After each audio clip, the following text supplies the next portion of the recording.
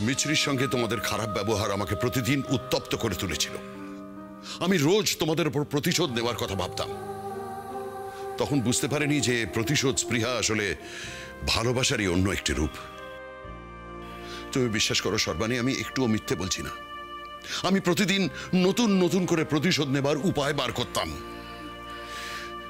আর নিজেরই অনুশোচনা হতো, নিজেই ভেতরে ভেতরে কাঁদতাম। আর তোমার সঙ্গে শত্রুতা করতে গিয়ে আমি জানি না কখনই তোমাকে আরো বেশি ভালোবেসে ফেলেছিলাম। চুপ করো, চুপ করো জয়ন্ত, চুপ করো।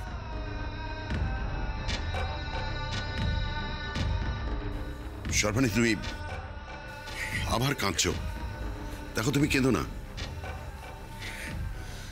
ভুল আমরা দুজনেই করেছি, এখনই তো সেটা সংশোধন করার সময়। দেখো, একা থাকাটা তো নিরর্থক, একার মধ্যে তো কোনো ঐক্য নেই। আমি কিন্তু একা নই জয়ন্ত, এতগুলো বছর ভাই বোনেদের সঙ্গে কাটিয়ে দিলাম, ভবিষ্যতেও তো। না সর্বাণী, তুমি ভুল বুঝছো। হ্যাঁ, আজ তোমার ভাই বোনেরা তোমার সঙ্গে আছে, কিন্তু তাদেরও তো নিজেদের জীবন আছে, তারাও তো নিজেদের সংসার করবে।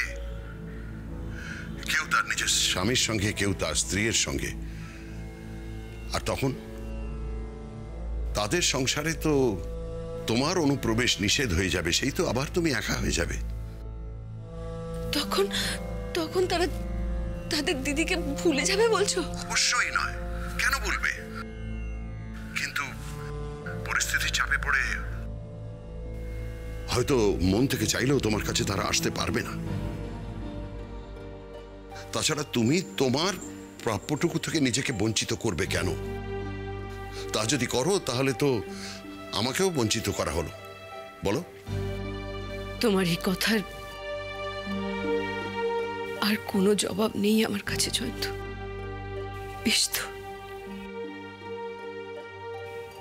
তুমি যা চাইছো তাই হবে, আমি আর কিছু ভাবতে পারছি না।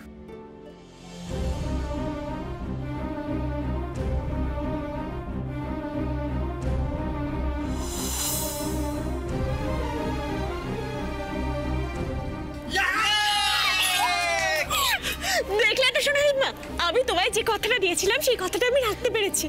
মামু আর বর্তিমাকে আমি এক করতে পেরেছি। যাক বাবা, এতদিনে আমি ভার মুক্ত হলাম।